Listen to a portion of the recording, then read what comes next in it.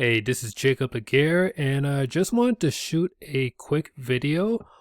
So for those of you that don't know, I'm actually really big into language learning, and this year I decided that I was going to learn three different languages at the same time. And I told myself that I wanted to make a video once I hit over 1,000 hours in total I'm studying between the three languages. Unfortunately, as you can see, it's a little bit over 1,000 hours. It's actually 1,011 hours, but I'm just gonna call it 1,000 hours because I think that sounds a little bit cooler. So, actually 1,011. So, in any case, I decided that I wanted to shoot a quick video and just kind of give you guys an update on where I'm at. How I've reached this point, and yeah, just gonna do this a bit off the cuff.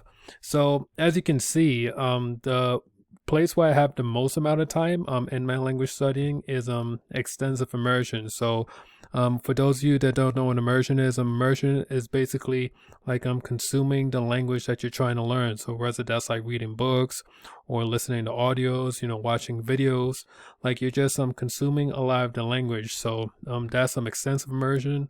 So here I do a lot of dreaming Spanish. I actually have dreaming Spanish separately because like they make a special type of content called comprehensible input.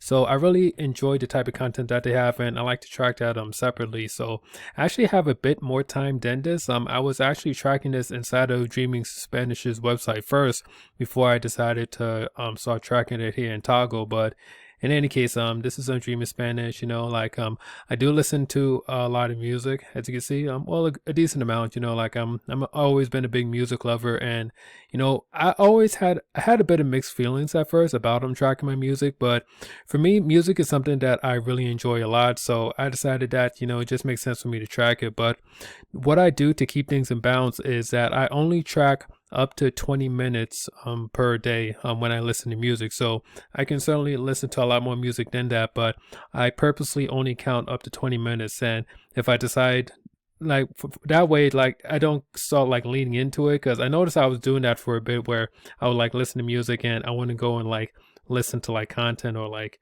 do stuff where I would get more, like it just have more density in language, like more language density. So that's what I do with music. So that's part of my thing. 75 hours on YouTube, 18 hours listening, so like listening to podcasts and stuff. And yeah, so that's what I have here. I have a bit of a duplicate here. This technically should be like 27 hours, but yeah, right now they're not matching up at the moment. But I'm moving on. I have French, so I actually decided to learn French after I was learning Spanish, and Esperanto was the last language that I decided to learn. Yeah, so the French is a lot similar to the Spanish. I'm more or less I'm doing the same things, watching YouTube, listening to music, doing my listening practice. That stuff I've kept pretty streamlined. And let's see, moving down here. So for here, priming is for the most part has just been Anki for me. So I put a decent amount of time, about 43 hours for French. Like I actually do, out of the three languages, like French has been the most for me. It's been a French has been pretty challenging for me for some reason. Like French is a very challenging language. I guess I haven't been exposed as much to French. Like when I decided to start doing this, like I had already had a bit of a language background, like learning in school and stuff, and being on and off from Duolingo. But you know, I've had the most experience actually with Spanish and Esperanto. That's just a very easy language to learn in general. Well, easier, compared to like a natural language. So I was able to pick that up relatively quickly. Like I'm at the point now where I'm basically do like bilingual. Like, I can write bilingually. Like so to say that I am at a bilingual level, at least like on a writing level, is pretty cool. So yeah, so I just wanted to shoot this quick video, hopefully this inspires some people.